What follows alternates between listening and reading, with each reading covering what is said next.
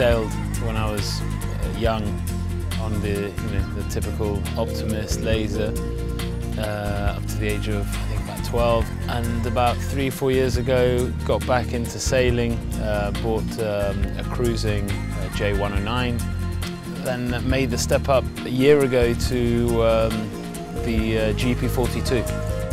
Peninsula Petroleum is a company that I set up 15 years ago, and it's a fuel supplying company. I started in Gibraltar, and today it's a worldwide operation. The two things that attract us to this class is the fact that it's a growing fleet. Owner-driver, obviously a bonus, and the fact that all the boats are the same. Definitely the logistics makes everything a lot easier.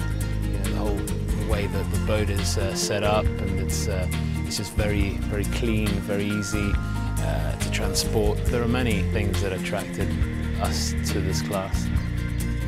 I love sailing. I'm with a good group of guys who are super motivated, and there's a very good team spirit.